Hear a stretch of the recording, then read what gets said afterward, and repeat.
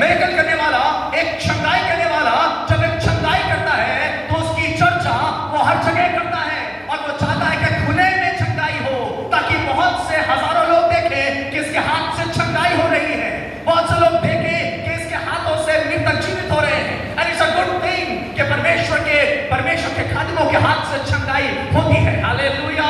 आज लोग चाहते हैं हजारों लोग उसको विटनेस करें कि कितनी छंगाई हो रही है, पर यीशु ने ऐसा क्यों किया?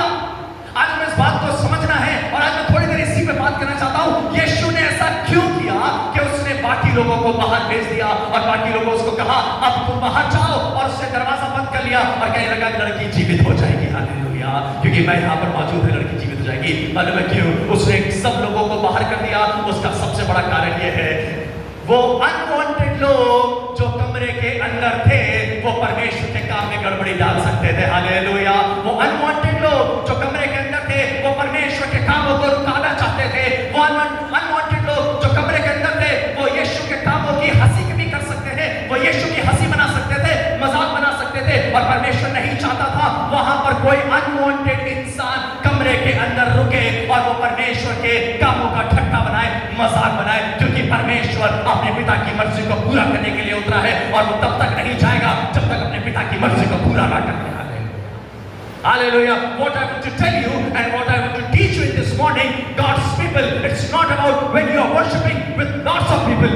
It's not about when you are praying with lots of people. आप जब बहुत लोगों के साथ प्रार्थना कर रहे हैं, आप जब बहुत लोगों के साथ आराधना कर रहे हैं, पर कई बार जरूरी होता है आप खुदा के पास जाएं और अपने कमरे को बंद करके सिर्फ खुदा के सामने बैठे और खुदा के सामने प्रार्थना करें, खुदा के सामने आराधना करें, क्योंकि वो खुदा ये चाहता है तुम्हारे और मेरे बीच में कोई नहीं आना चाहिए। Hallelujah. No one should come between you and me. No one should come between our relationship. No one should come between us.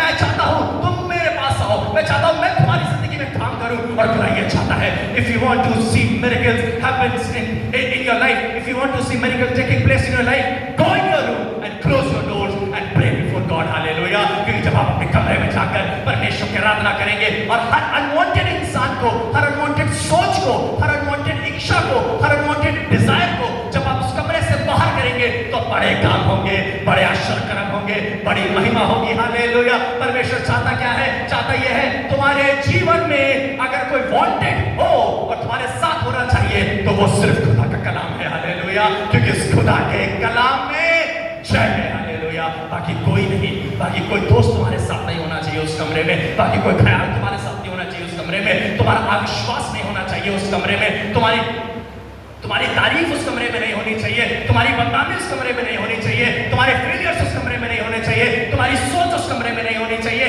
तुम्हारी धारणाएं उस कमरे में नहीं होनी चाहिए, तुम्हारे ख्याल, तुम्हारे थॉट्स उस कमरे में नहीं होने चाहिए। सिर्फ एक चीज होनी चाहिए, परमेश्वर मैं इस कमरे में इसलिए आया हूं ताकि तेरी